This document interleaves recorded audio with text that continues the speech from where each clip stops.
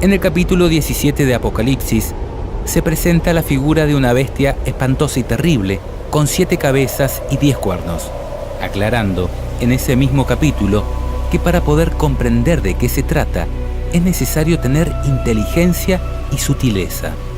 Y dice: las 7 cabezas son las 7 colinas sobre las cuales está sentada la mujer, y también simbolizan a 7 reyes. 5 han caído, 1 vive y el otro todavía no ha llegado, pero cuando llegue, durará poco tiempo. Concordamos con la mayoría de los estudiosos bíblicos que afirman que esta bestia espantosa y terrible simboliza el accionar de Roma, tanto política como religiosa, en la historia de la humanidad. Ahora, ¿cuál es el significado de las 7 cabezas y los 10 cuernos? Es el tema que nos ocupa. Lo primero que debemos tener en cuenta es que en Apocalipsis 12 y 13 también se presenta el accionar de esta bestia, pero con algunas diferencias. Aunque la bestia es similar, las diferencias podrían estar indicando que se trata de diferentes periodos y realidades en la historia de su gobierno. En Apocalipsis 12 se presenta a esta bestia como un dragón de 7 cabezas y 10 cuernos, tratando de devorar a la simiente de la mujer, es decir, a Cristo, tan pronto como naciese, y persiguiendo luego a la mujer pura, es decir, a la verdadera iglesia, por 1260 días proféticos. Sabemos que fue la Roma imperial la que se encontraba gobernando en los días de Cristo. Sin embargo, a través del periodo de persecución, podemos conocer que la profecía se centra en Roma papal, que persiguió a los verdaderos cristianos por 1260 años. Se especifica que las 7 cabezas tenían 7 diademas o coronas, lo cual coincide con lo que vimos en relación a que las 7 cabezas simbolizan 7 reyes que gobiernan de manera consecutiva. Los 10 cuernos también simbolizan a 10 reyes, pero, a diferencia de las 7 cabezas, son reyes de menor poder que gobiernan de manera simultánea juntamente con la bestia. Es necesario hacer notar que las diademas o coronas son 7 y están sobre las cabezas de la bestia y no sobre los cuernos, simbolizando en este caso que el poder real se encuentra en las cabezas de la bestia y no en los cuernos. En Apocalipsis 13 se presenta a esta misma bestia, pero en el periodo en que una de sus cabezas recibe una herida de muerte, aunque se aclara que la herida mortal será sanada y se maravillará toda la tierra en pos de la bestia. Al mismo tiempo se presenta otra bestia que sube de la tierra, semejante a un cordero, pero que habla como dragón, que sabemos representa el accionar de los Estados Unidos como potencia mundial que, finalmente, hará que todos adoren a la primera bestia, es decir, a Roma. Lo interesante es que en este caso, la bestia espantosa y terrible es semejante a un leopardo, sus pies como de oso y su boca como de león, y que el dragón es el que le da su poder y su trono y su grande autoridad. Es decir, es un poder que reúne muchas de las cualidades de los imperios antecesores descritos en el capítulo 7 de Daniel. Además, en esta oportunidad, las diademas o coronas son 10 y no 7, y ya no están sobre las cabezas de la bestia, sino sobre los cuernos, por lo que podemos entender que el poder real no se encuentra en la bestia, sino en los reinos europeos que surgieron de ella. Es decir, se trataría del periodo en que la bestia romana papal pierde el poder a causa de la herida mortal que le provoca la Reforma Protestante cerca del 1500 después de Cristo y luego la Revolución Francesa en 1798, cuando el Papa es tomado en cautiverio por Napoleón Bonaparte y el poder del papado entra en agonía por la herida que le proporcionan las naciones europeas, al mismo tiempo que se produce el surgimiento de los Estados Unidos como potencia mundial.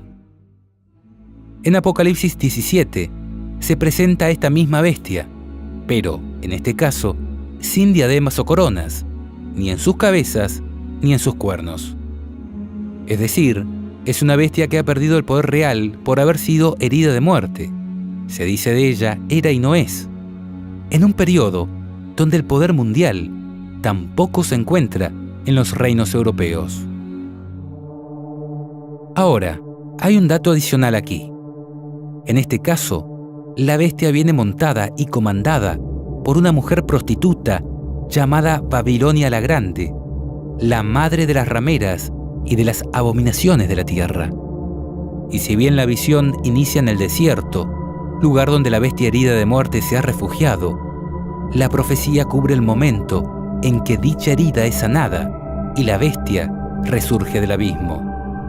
Dice, la bestia que has visto era y no es, y está para subir del abismo e ir a perdición.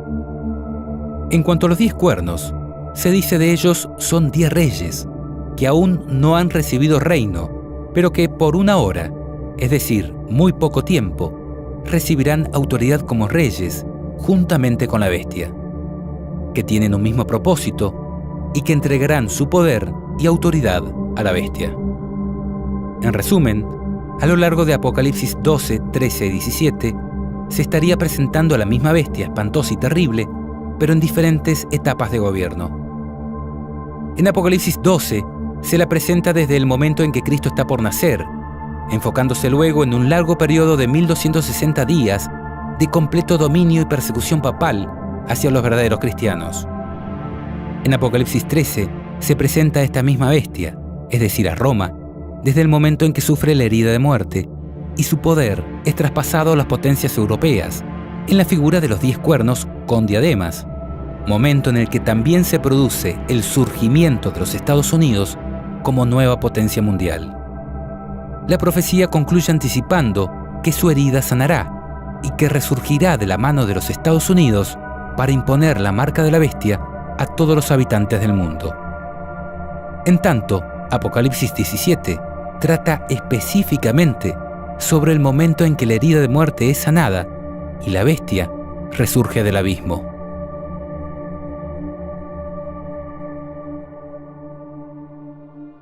Volviendo al tema que nos ocupa, ¿qué representan las 7 cabezas y los 10 cuernos? A su vez, ¿a quién representa la mujer prostituta llamada Babilonia? Bueno, aquí empieza lo que queremos poner en estudio, y que incluye 2 posibles cumplimientos, uno histórico y otro que podríamos llamar escatológico. Ambos no se contradicen, sino que confluirían en paralelo hacia un cumplimiento magistral de la profecía. Cumplimiento histórico. En cuanto al cumplimiento histórico, en el apéndice del libro El deseado de todas las gentes, encontramos esta definición.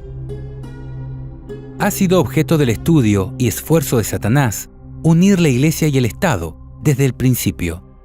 Separados, son útiles y valiosos para la vida del mundo. Unidos, vienen a ser un veneno mortífero, tanto para el cuerpo político como para el cuerpo eclesiástico. De una unión tal, brotan las grandes bestias apocalípticas que desgarran cruelmente y aplastan despiadadamente la vida de todos los que se le oponen. Véase Daniel 7 y Apocalipsis 12, 13 y 17. La bestia de Apocalipsis 13, 1 al 10, nótese que solo se refiere a la bestia de Apocalipsis 13, es un símbolo de este poder a través de los siglos, que ha existido bajo diversas formas, simbolizadas por las 7 cabezas. Bajo la cabeza dominante del periodo presentado en Apocalipsis 13, 1 al 10, la bestia representa el papado. Ejerció el poder perseguidor durante 1260 años, al fin de los cuales nos es representada como yendo en cautiverio. Si una de las cabezas de la bestia de Apocalipsis 13 representa al papado, podríamos llegar a interpretar que las restantes 6 representan al resto de los imperios que gobernaron o gobernarán el mundo, uniendo la Iglesia y el Estado. Desde este punto de vista, es lógico tratar de comprender el significado de las 7 cabezas de la bestia de Apocalipsis 13 como 7 reinos que existirían desde la época del Imperio Babilónico hasta el fin del mundo. dado que este es el punto de origen en la profecía de Daniel 7, donde se representa a Babilonia como un león alado, símbolo que también se incluye en la descripción de la bestia espantosa y terrible de Apocalipsis 13. Entonces, dentro de este posible cumplimiento histórico, las 7 cabezas de la bestia podrían ser: 1. Babilonia, que gobernó entre el 605 y el 539 a.C., representada por un león en Daniel 7 y por la cabeza de oro en Daniel 2.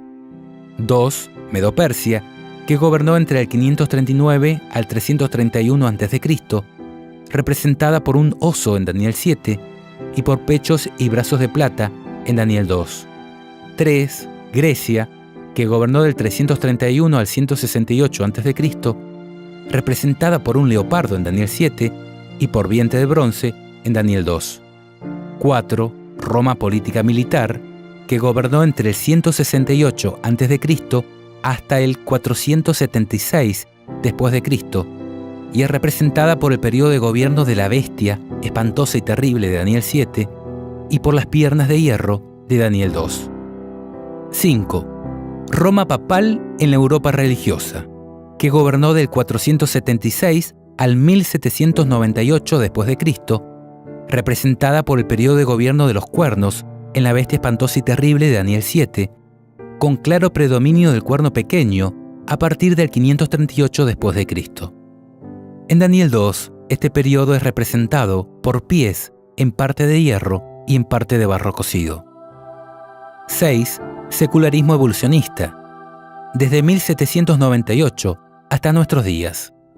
Dado que podríamos entender que el ateísmo y evolucionismo actual también conforman una especie de religión que domina al Estado y se vale de él para imponer sus creencias, por lo que podría estar representado por la 6ª cabeza que aparece en el periodo en que la bestia no es decir, cuando Roma no tiene poder.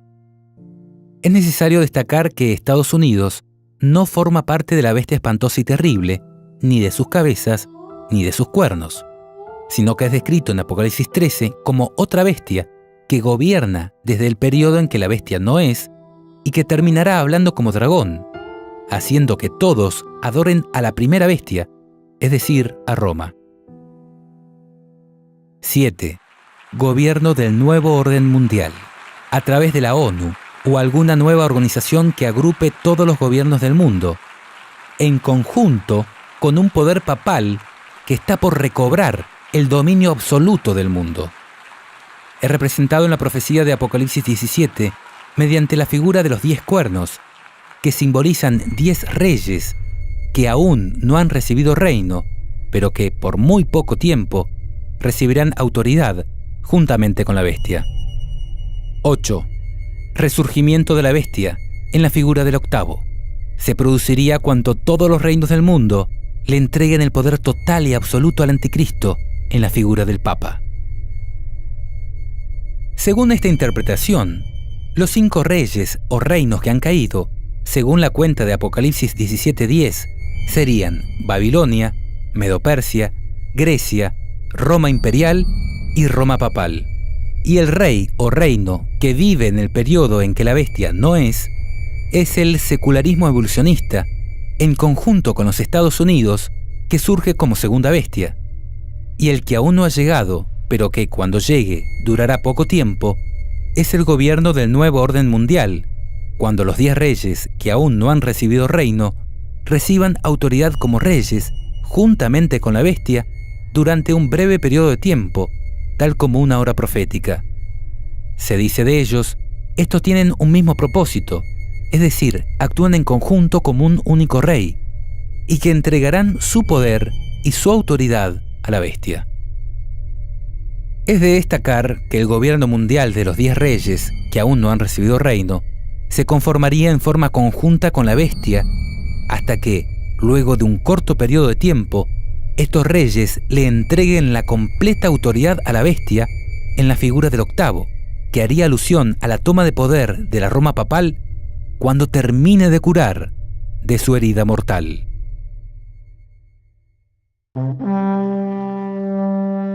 Cumplimiento escatológico. Antes de analizar el posible cumplimiento escatológico o final, insistimos con un concepto que es fundamental de tener en cuenta, y es el tiempo presente e inicio de la profecía. En el caso de Apocalipsis 12, el inicio de la profecía se ubica en los días de Cristo y el presente en los periodos de persecución papal. En Apocalipsis 13, la profecía inicia en el momento en que la bestia recibe la herida de muerte en una de sus cabezas y el poder es traspasado a las potencias europeas que gobiernan en conjunto con los Estados Unidos. En tanto, Apocalipsis 17 amplía detalles del momento en que la bestia no es, pero está en el preciso momento para surgir del abismo e ir a perdición. Ahora, en cuanto al cumplimiento escatológico, es necesario poner de manifiesto que mucha de la historia que ha ocurrido en relación al papado se repetirá de manera escalofriante en el tiempo del fin.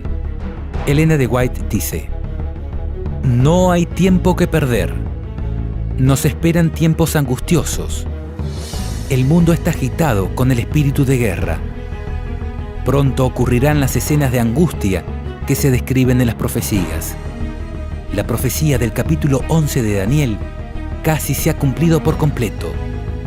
Mucha de la historia que ha ocurrido en cumplimiento de esta profecía se repetirá. En el versículo 30 se habla de un poder que se enojará contra el pacto santo y hará según su voluntad. Volverá, pues, y se entenderá con los que abandonen el pacto santo. Escenas semejantes a las que se describen en estas palabras ocurrirán.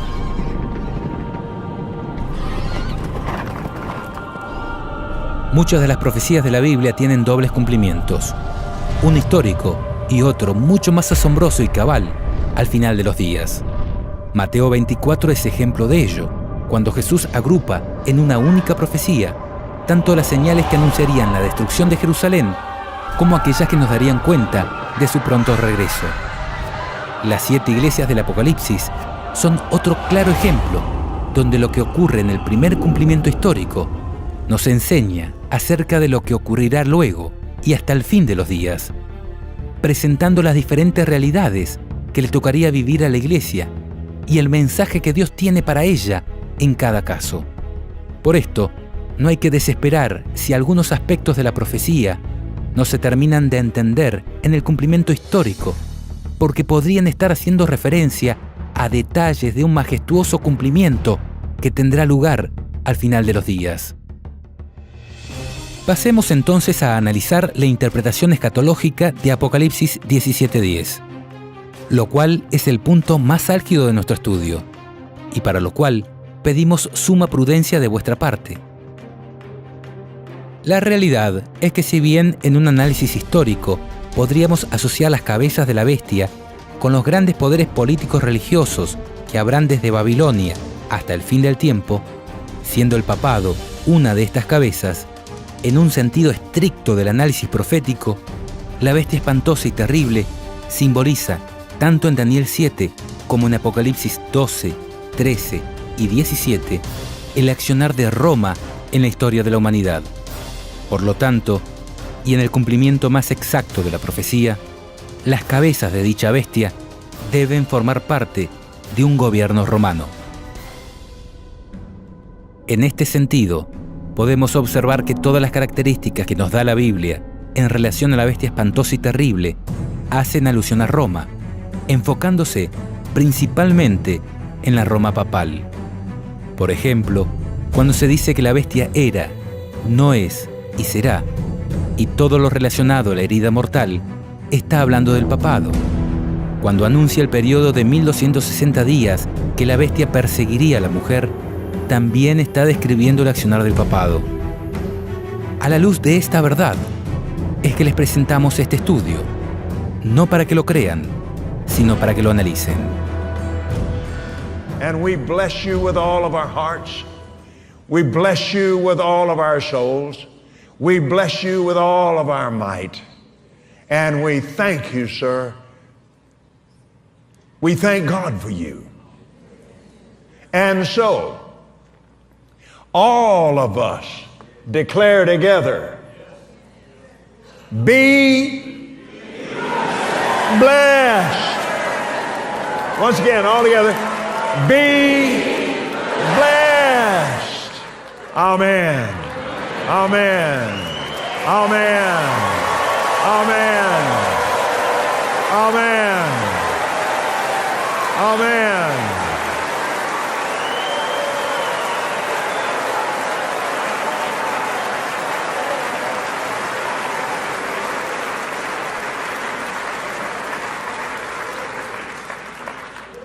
Hallelujah. I think you're going to have to come to the Vatican. I will. I'm available. Praise God. La traducción Leborati Truso de la Biblia dice: para comprender esto, es necesario tener inteligencia y sutileza. Las 7 cabezas son las 7 colinas sobre las cuales está sentada la mujer. Y también simbolizan a 7 reyes. 5 han caído, 1 vive y el otro todavía no ha llegado, pero cuando llegue, durará poco tiempo. La propia Biblia nos está dando 2 significados para un mismo símbolo. Las 7 cabezas, el símbolo, simbolizan 7 colinas y 7 reyes. En relación a las 7 colinas, es sabido que se trata de las 7 colinas de Roma. La propia Biblia católica, que acabamos de leer, por ejemplo, dice en los comentarios al pie de página: se trata de las 7 colinas de Roma. Por si esto no fuera suficiente, veamos 2 evidencias adicionales. La escritora Elena de White afirma en su libro El conflicto de los siglos que Roma es la ciudad de las 7 colinas, al citar las palabras que dijo Lutero cuando éste aún era sumiso a la jerarquía papal. Finalmente vislumbró en lontananza, es decir, desde lejos, la ciudad de las 7 colinas. Con profunda emoción cayó de rodillas y levantando las manos hacia el cielo, exclamó: ¡Salve, Roma Santa! Por otro lado, si haces una simple búsqueda en Google, escribiendo Ciudad de las 7 colinas, es claro que Roma es mundialmente conocida como la ciudad de las 7 colinas. Esto confirma, en primer término, que uno de los 2 significados que da la Biblia en relación a las 7 cabezas hace exclusiva referencia a Roma, describiendo el lugar geográfico donde se asienta la mujer. ¿Qué mujer? La mujer ramera que comanda la bestia en Apocalipsis 17. Pero si la bestia espantosa y terrible representa a Roma, ¿a quién simboliza la mujer ramera que comanda la bestia? Apocalipsis dice, en el mismo capítulo 17, la mujer que has visto es la gran ciudad, la que reina sobre los reyes de la tierra. Este es un dato importante y me crispa al relacionarlo con el momento o el presente de dicha profecía, que, tal como lo mencionamos, trata sobre el periodo en que la herida mortal es curada. Porque si tomamos el año 1798 como el momento en que el papado sufre la herida de muerte, cuando Napoleón Bonaparte toma en cautiverio al Papa Pío VII y precipita la pérdida de los estados pontificios y el poder temporal de la Iglesia romana, debemos tomar el año 1929 como el momento en que empieza a curar la herida de muerte, cuando Benito Mussolini, a través de los pactos de Letrán, le devuelve parte de los territorios confiscados y reconoce la Santa Sede o Ciudad del Vaticano como Estado independiente. Entonces, si la mujer que comanda la bestia de Apocalipsis 17 es la gran ciudad, la que reina sobre los reyes de la tierra, la profecía podría estar indicando que a través del reconocimiento de la Ciudad del Vaticano como Estado independiente, la bestia recobraría el poder que ejerció en la Edad Oscura. Porque si tomamos en cuenta que desde que se les reconoce la soberanía y autonomía a la Ciudad del Vaticano, ciudad que actualmente reina sobre los reyes de la tierra, los papas, que hasta el momento eran obispos de Roma, ahora, y solo ahora, una vez reconocida la Ciudad del Vaticano como Estado independiente, los papas se transforman en reyes del Vaticano, sin que nadie pueda juzgarlos, independientemente de lo que hagan. Los tribunales de los demás estados deben reconocer la soberanía del Estado del Vaticano y no entrometerse, y dentro de este, el mismo Papa es el juez supremo, considerado infalible y de imposible juzgamiento humano, por ser, según ellos, el representante de Dios en la tierra. ¿Vas notando cómo todos los cabos parecen unirse? Porque, aunque el nombre de esta mujer puede aplicarse también a aquellas confesiones religiosas que salieron de Roma, pero que han seguido sus mismos métodos y enseñanzas, Babilonia hace referencia de manera directa a Roma papal. Elena de White dice en relación a esto: la mujer Babilonia de Apocalipsis 17 está descrita como vestida de púrpura y escarlata, y adornada de oro y piedras preciosas y perlas, teniendo en su mano un cáliz de oro, lleno de abominaciones, es decir, las inmundicias de sus fornicaciones. Y en su frente tenía un nombre escrito: Misterio, Babilonia la Grande, Madre de las Rameras. El profeta dice: vi a aquella mujer embriagada de la sangre de los santos y de la sangre de los mártires de Jesús. Se declara además que Babilonia es aquella gran ciudad, la que tiene el imperio sobre los reyes de la tierra. La potencia que por tantos siglos dominó con despotismo sobre los monarcas de la cristiandad es Roma. La púrpura y la escarlata, el oro y las piedras preciosas y las perlas describen como a lo vivo la magnificencia y la pompa más que reales de que hacía gala la arrogante sede romana. Y de ninguna otra potencia se podría decir con más propiedad que estaba embriagada de la sangre de los santos que de aquella iglesia que ha perseguido tan cruelmente a los discípulos de Cristo. Pasando en limpio, lo que estamos tratando de demostrar es que hay clara evidencia que demostraría que las 7 cabezas de la bestia pertenecen o están ligadas a Roma. Ahora, si de acuerdo a la Biblia, las 7 cabezas, además de simbolizar las 7 colinas de Roma, hacen referencia a 7 reyes, ¿quiénes son estos? Pues en esta interpretación escatológica representan 7 papas reyes que iban a existir desde el momento en que empieza la profecía, es decir, desde 1929, cuando, por los tratados de Letrán, se comienza a curar la herida mortal y el Papa es considerado por primera vez rey de aquel nuevo estado de 44 hectáreas, que la Biblia describe como la gran ciudad que reina sobre los reyes de la tierra.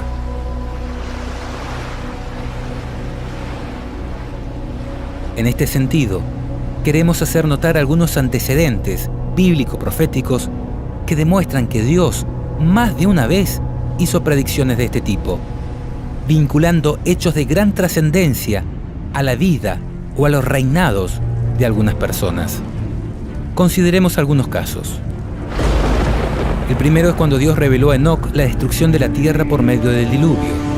En aquel momento, la vida de su hijo Matusalén fue puesta como oráculo de la profecía.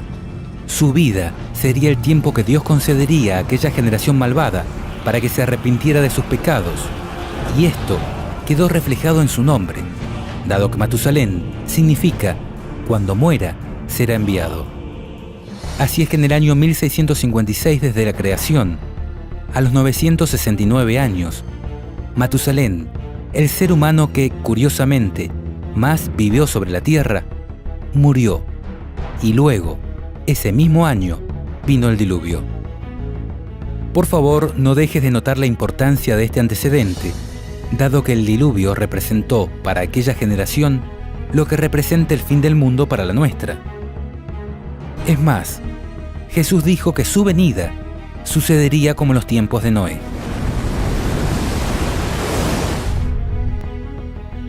Un segundo ejemplo lo encontramos en la profecía de Daniel 2, cuando Daniel revela a Nabucodonosor que él era representado por la cabeza de oro. Dice el texto: tú, oh rey, eres rey de reyes, porque el Dios del cielo te ha dado reino, poder, fuerza y majestad. Y donde quiera habitan hijos de hombres, bestias del campo y aves del cielo, Él los ha entregado en tu mano y te ha dado el dominio sobre todo. Tú eres aquella cabeza de oro. También en la profecía de Daniel 7 aparece otra bestia semejante a un leopardo que tenía 4 cabezas. El leopardo, según el método de interpretación bíblica histórico-gramatical, representa a Grecia y las 4 cabezas a Casandro, Lisímaco, Seleuco y Ptolomeo. 4 de los generales de Alejandro Magno que se repartieron el poder luego de su temprana muerte. En este sentido, notemos que además de este antecedente, donde las cabezas de una bestia representan a personas específicas que tomarían el poder, notemos que la bestia de Apocalipsis 13 también se parece en parte a un leopardo, por lo que no sería descabellado pensar que sus cabezas también simbolizaran el accionar de personas específicas en la historia de su gobierno.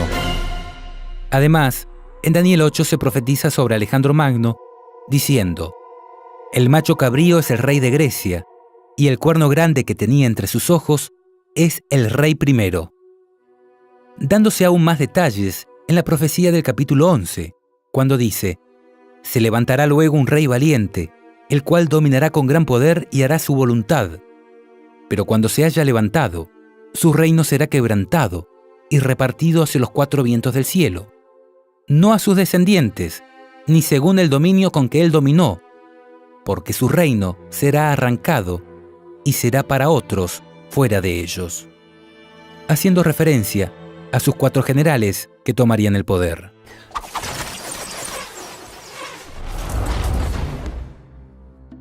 Otro caso se encuentra en la profecía de Daniel 11, cuando dice: «Y ahora yo te mostraré la verdad. He aquí aún habrá 3 reyes en Persia, y el cuarto se hará de grandes riquezas más que todos ellos, y al hacerse fuerte con sus riquezas, levantará a todos contra el reino de Grecia». Esta profecía también se cumplió a la perfección. Cuando fue dada, Ciro era el rey del imperio medo-persa, y los 3 reyes que le sucedieron fueron Cambises II, Esmerdis y Darío I el Grande, y el cuarto fue su hijo Jerjes, quien, por el 481 a.C., lanzó una masiva invasión contra Grecia, pero luego de algunas conquistas fue derrotado. Constando estos precedentes, donde Dios relaciona tan grandes acontecimientos a la vida de estas personas, creo que no deberíamos desechar tan prontamente la interpretación de los 7 reyes como 7 papas reyes que se sucederían desde la época en que empezó a curar la herida mortal, es decir, cuando se le otorgó al obispo de Roma el título de rey y se le concedió un estado de 44 hectáreas, instrumento clave en la reconstrucción de poder, como centro de operaciones, con representación diplomática en todo el mundo y como escala obligatoria para los reyes y gobernantes de la tierra. Personalmente siempre he tomado con pinzas esta interpretación y de ninguna manera basaría mi fe en ella. Sin embargo, y ante lo ocurrido con la abrupta y extraña renuncia de Benedicto XVI, todo ha empezado a cobrar sentido, y aquellas cosas que no se podían comprender en otro tiempo, ahora parecerían clarificarse de manera majestuosa, como lo veremos a continuación. Pero antes de analizar los papas que han habido y de qué manera estos cumplirían la profecía, es necesario tener presente que una cosa es el momento que marca el inicio de la profecía y otra es el momento que representa el presente de la profecía. Dicho en otras palabras, la profecía de Apocalipsis 17 comenzaría en 1929, cuando la herida mortal comienza a sanar, pero el presente de la profecía se encuentra en el periodo cuando gobierna el 6º rey, dado que dice: «Las 7 cabezas también simbolizan a 7 reyes. 5 han caído, 1 vive y el otro todavía no ha llegado, pero cuando llegue durará poco tiempo». Por esto, si tenemos en cuenta los papas que han habido desde que en 1929 se constituyó el Estado del Vaticano, la gran ciudad que reina sobre los reyes de la tierra, los reyes o reinos simbolizados por las 7 cabezas serían: Pío XI, que reinó desde 1922 hasta 1939. Fue el papa que firmó los pactos de Letrán y que obtuvo el Vaticano como Estado independiente. Pío XII, que reinó desde 1939 hasta 1958. Juan XXIII, desde 1959 hasta 1963. Pablo VI, que reinó desde 1963 hasta 1978, y Juan Pablo I, que reinó algunos días de 1978. Estos primeros 5 reyes constituirían lo que se conoce como los 5 reyes que han caído. El sexto sería Juan Pablo II, que reinó desde 1978 hasta 2005, y sería el que es decir, el que señalaría el presente de la profecía. El séptimo, Benedicto XVI, que reinó desde 2005 hasta 2013, y representaría el que sería necesario que dure breve tiempo, o en palabras similares, un tiempo abreviado. Y Francisco sería el octavo rey, el que es de entre los 7 y va a la perdición, y representaría el Papa que gobierna el momento en que la bestia resurge en todo su esplendor. Ahora, ¿por qué Juan Pablo II constituiría el presente de la profecía? Porque en verdad fue el Papa que marcó el punto de inflexión, el antes y después en lo que hace al resurgimiento de la bestia como maravilla que eclipsa la adoración de los hombres. You're a Presbyterian, so I don't want to drag you into other realms. Do you have a favorite saint? Well, I think that if you look, Mother Teresa, who's probably our newest, is great, and correct. John Paul, Pope John Paul, I thought was terrific. Why? Because it had something special. Had a special something. There was a warmth. There was a toughness, but there was a warmth that was incredible. So I certainly think Pope John Paul. Juan Pablo II fue el Papa que catapultó la imagen de la bestia en la mente de las personas y en el escenario geopolítico mundial. Mira cómo lo presenta Malachi Martin en su libro Las llaves de esta sangre. De buena gana o no, preparados o no, todos estamos involucrados en una triple competencia global, intensa, sin reglas que la limiten. Sin embargo, la mayoría de nosotros no somos competidores, somos las apuestas. Porque lo que está en competencia es quién establecerá el primer sistema mundial de gobierno que haya existido jamás en la sociedad de las naciones. Se trata de quién poseerá y ejercerá el doble poder de la autoridad y el control sobre cada uno de nosotros como individuos y sobre todos nosotros juntos como una comunidad, sobre la totalidad de los 6.000 millones de personas que los demógrafos estiman que habitarán la Tierra a comienzos del tercer milenio. La competencia es intensa porque, ahora que se ha iniciado, no hay forma de revertirla ni detenerla. De hecho, no es demasiado decir que el propósito deliberado del pontificado de Juan Pablo, la máquina que impulsa su gran política papal y que determina sus estrategias día a día, año a año, es salir victorioso de esa competencia que ahora ya se ha iniciado. Porque es un hecho que las apuestas que ha colocado Juan Pablo en la arena del enfrentamiento geopolítico lo incluyen todo. A él mismo, su persona papal, el antiguo oficio apostólico que ahora encarna, y toda su Iglesia Universal, tanto como una organización institucional sin paralelo en el mundo, cuanto como un cuerpo de creyentes unidos por un lazo de comunión mística.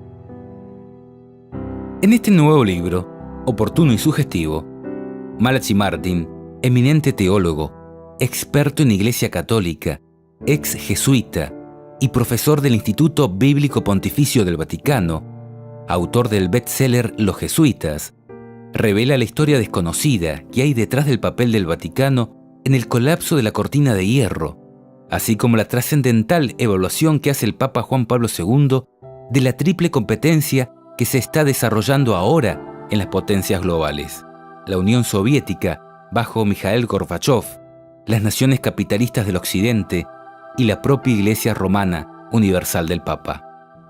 Una carrera sin tregua, contra el tiempo y entre sí, para establecer, mantener y controlar el primer gobierno mundial que haya existido jamás sobre la faz de la Tierra. Desde el primer momento de su pontificado, fue el propósito de Juan Pablo II liberar al papado de la camisa de fuerza de la inactividad que le habían impuesto las principales potencias seculares durante 200 años. En suma, el propósito de Juan Pablo fue abrir las compuertas del cambio geopolítico. Martin detalla la evaluación que hace el Papa de las fortalezas y debilidades de los planes geopolíticos del Este y del Occidente, y la grave deficiencia que Juan Pablo insiste que ya ha condenado al fracaso los planes de las superpotencias. Y Martin revela el propio proyecto del Papa Juan Pablo de una estructura genuinamente geopolítica, un gobierno mundial que sea al mismo tiempo viable y humanamente aceptable. Para algunos, el aspecto más intimidante de la política de Juan Pablo, y quizá el más esperanzador para otros, es que a pesar de todos sus éxitos como líder en los asuntos mundiales, ha preferido presidir serenamente el rápido deterioro de su propia base de poder, la Iglesia Católica Romana, que se está desmoronando ante sus ojos. A pesar de las advertencias de sus consejeros más íntimos, no está dispuesto ni siquiera a tratar de detenerlo. Sin embargo, ahora más que nunca, sigue estando convencido de haber comenzado un movimiento que no se puede contener, porque él insiste que la fuerza de sus propios planes está garantizada por las llaves de su autoridad como vicario terreno de Dios. Además de la significatividad histórica del pontificado de Juan Pablo II en el resurgimiento de la Iglesia romana en la geopolítica mundial, este Papa también recibió una herida de muerte, algo que causó conmoción mundial y que al curar de ella lo catapultó victorioso al escenario geopolítico mundial. Estamos viendo algunas escenas de cuando el 13 de mayo de 1981, Juan Pablo II, el sexto Papa Rey del Estado del Vaticano, sufrió una herida de muerte al recibir un disparo del turco Mehmet Ali.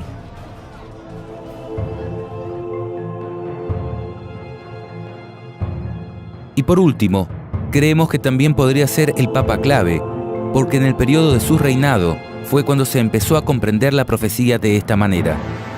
Es decir, el presente de la profecía podría estar dado en el momento en que la profecía se comprende, sobre todo si tenemos en cuenta que estas palabras fueron selladas hasta el tiempo de su cumplimiento. Dice la traducción de la Biblia Jubileo 2000, «Anda, Daniel, pues estas palabras son cerradas y selladas hasta el tiempo de su cumplimiento».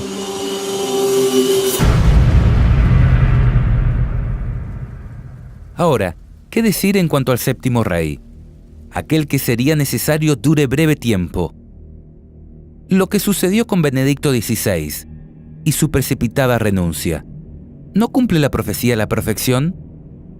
¿No fue acaso necesario que se le acorte su mandato y que se coloque otra persona como cabeza visible de la Iglesia romana por diversas causas? Cambio de la imagen papal por un rostro más amigable y popular, intento de tapar los escándalos morales de toda índole desde las máximas esferas de poder de esta Iglesia. No sé, desconocemos cuáles han sido todas las causas por las cuales fue necesario acortar el mandato de Benedicto XVI. Pero lo cierto es que en esta parte la profecía también se cumpliría a la perfección. ¿Y qué decir en cuanto al octavo, el que es de entre los 7 y va a la perdición? Aquí la Biblia anticipó que el octavo rey o reino surgiría de entre los 7, pues el reinado de Francisco ha surgido dentro del reinado de Benedicto XVI. De hecho, los propios analistas papales ven 2 papas y no 1 gobernando la Iglesia romana. Consideremos, por ejemplo, esta publicación de la Agencia Católica de Noticias Así Prensa. Consideraciones eclesiológicas acerca de la simultaneidad de un papa reinante con un papa emérito. Monseñor George Gainswine, prefecto de la Casa Pontificia, el 20 de mayo tuvo una intervención en la presentación de un libro acerca del pontificado de Benedicto XVI. En esa intervención, dijo unas pocas frases que dieron la vuelta al mundo eclesiástico, afirmando que el Papa Benedicto no ha abandonado el ministerio de Pedro, y hablando de un papado en el que hay un miembro activo y un miembro contemplativo. No oculto que, en un primer momento, tuve una impresión de desagrado hacia sus palabras. ¿Cómo era posible que el prefecto de la Casa Pontificia difuminara la nitidez de una renuncia pontificia, una cuestión canónica de gravísima trascendencia para la vida de la Iglesia? Pero en los días siguientes seguí reflexionando sobre el tema y me di cuenta que Monseñor Gainswine había abierto un apasionante tema eclesiológico totalmente nuevo, nunca tratado antes con la hondura que merecía. Después de darle muchas vueltas a este asunto, me encontré que del desagrado pasé a suscribir enteramente las palabras del prefecto de la Casa Pontificia. Personalmente, cuando me enteré de la renuncia de Benedicto XVI, empecé a considerar este posible cumplimiento escatológico con mayor atención. Había escuchado personas que hablaban del tema desde la época que reinaba el Papa Juan Pablo II, pero ahora, en mi interior, dije: si esto es como parece, si mi paisano Jorge Bergoglio, actual Papa Francisco, es quien se describe como el octavo rey, entonces veré con mis propios ojos el resurgir de la bestia. Y pensé, si bajo el pontificado de Francisco se empieza a producir la toma de poder de la Iglesia romana, si puedo ver que los reyes del mundo le entregan su poder postrándose ante su autoridad, no me quedaré callado. Y saben, no he visto otra cosa que eso. Gracias.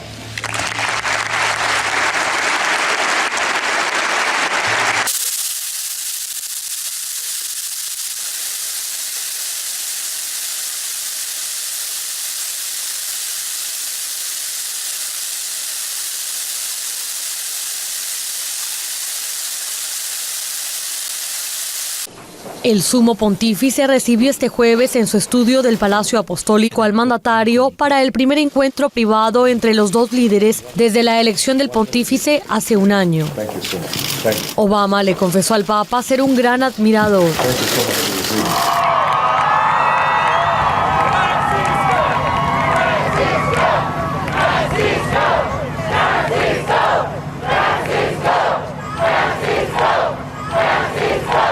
Vemos un ejemplo viviente de las enseñanzas de Jesús, un líder cuya autoridad moral se produjo no solo por las palabras, sino también por los hechos. Le agradecemos y le damos la bienvenida a los Estados Unidos de Norteamérica.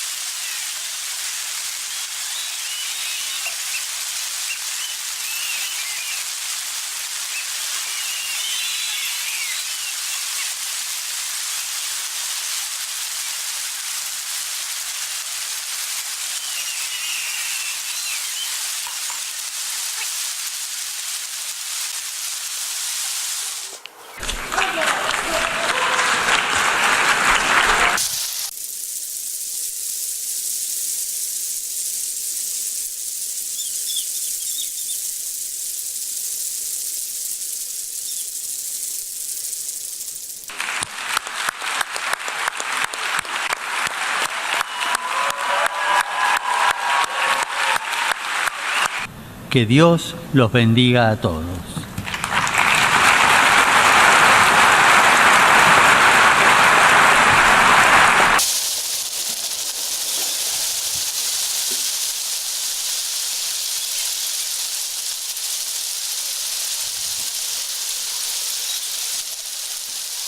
...24 de marzo de 2017...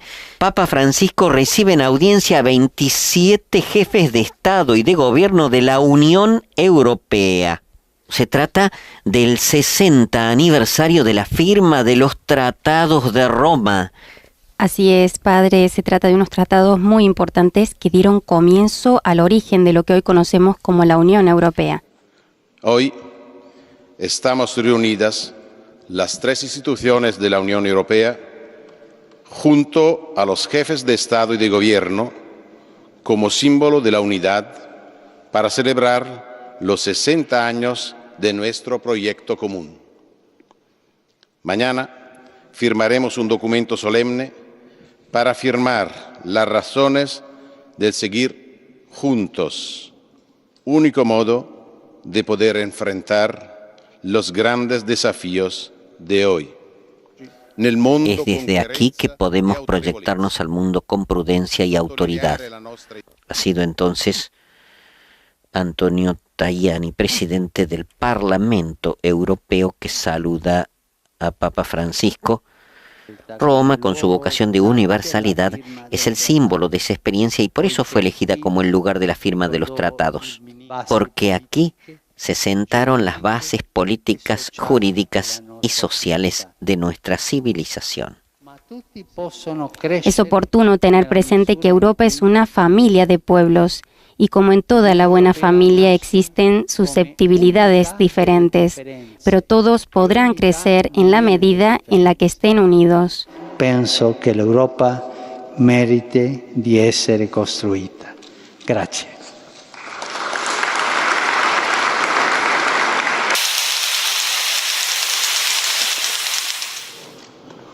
Además de esta sorprendente profecía, existe un concepto en la Biblia que complementa esta interpretación escatológica. Me refiero a algunos pasajes que hablan acerca de un hombre de pecado, no un reino, un hombre, que el Señor destruirá con el resplandor de su venida. Algo que simbólicamente se podría aplicar a un poder histórico, pero que encuentra pleno cumplimiento en la figura de lo que vendría a ser el último rey de la tierra antes del retorno de Cristo. El apóstol Pablo dijo a sus contemporáneos: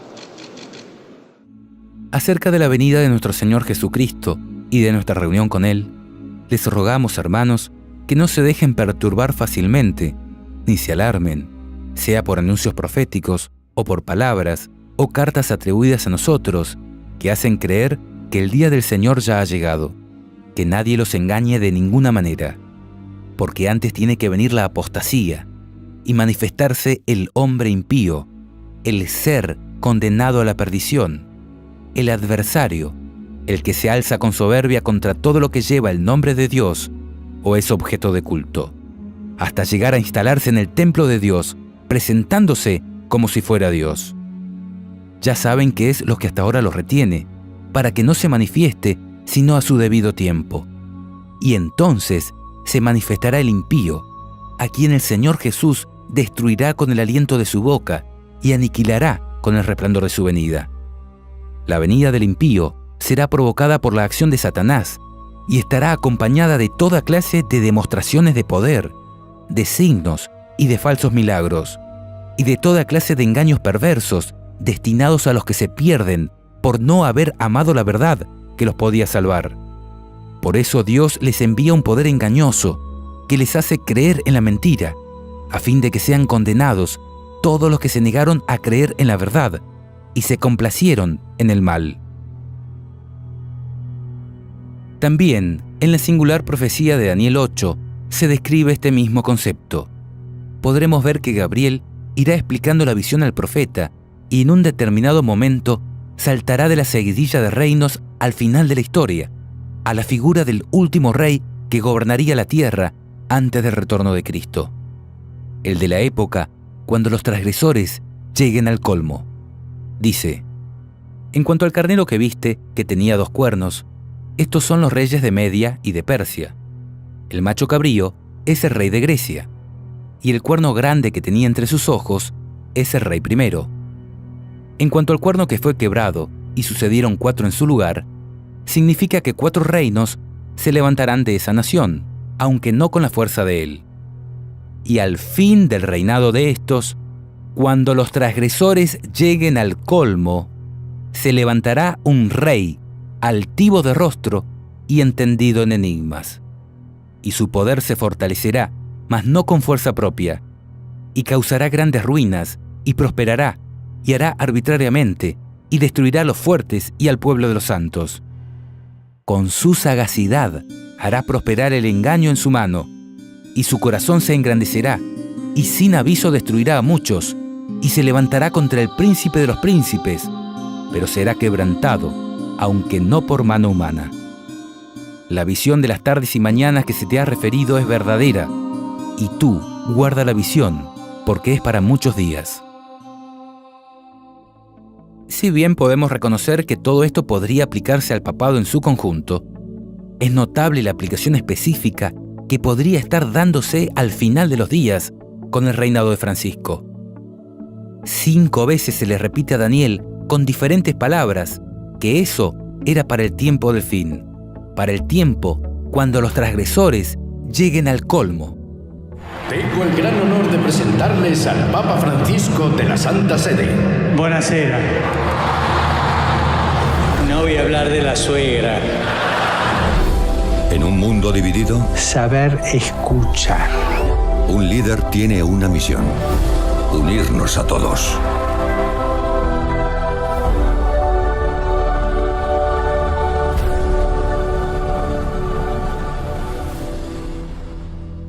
Cristo no reveló el día y la hora que vendría, pero sí dijo: así también, cuando vean todas estas cosas, sepan que el fin está cerca, a la puerta. Les aseguro que no pasará de esta generación sin que suceda todo esto. Pregunto, ¿esto abriría la puerta para que, aunque no podamos conocer el día y la hora del retorno de Cristo, sí podamos estar seguros de pertenecer a la generación que lo verá volver? ¿Podría la generación final distinguir con nombre y apellido al hombre impío, el ser condenado a la perdición, el adversario, el que se alza con soberbia contra todo lo que lleva el nombre de Dios o es objeto de culto, hasta llegar a instalarse en el templo de Dios, presentándose como si fuera Dios? A quien el Señor Jesús destruirá con el aliento de su boca y aniquilará con el resplandor de su venida. ¿Podríamos llegar a conocer que estamos en la última generación por tener la certeza de que no habrá más reyes en Babilonia?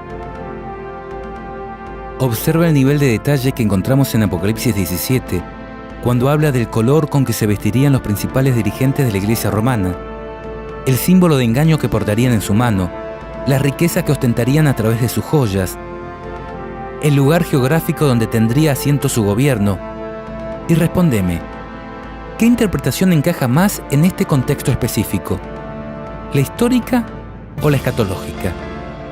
¿La que haría referencia a imperios antiguos o a esta que te anuncia la generación en que se producirá el resurgimiento de la bestia a través de la toma de poder papal y la imposición de la marca de la bestia?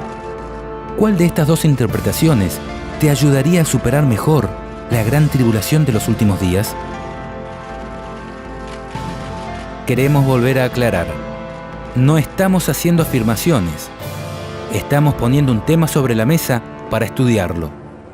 No es nuestra intención generar sensacionalismos ni apresuramientos en tomas de decisiones por conveniencia o miedo, sino más bien que tomemos conciencia que, tal como lo dijo Elena, no tenemos tiempo que perder.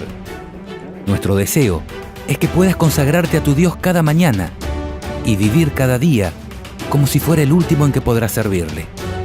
Porque la oportunidad está pasando. ¿Y vos? ¿Qué estás haciendo?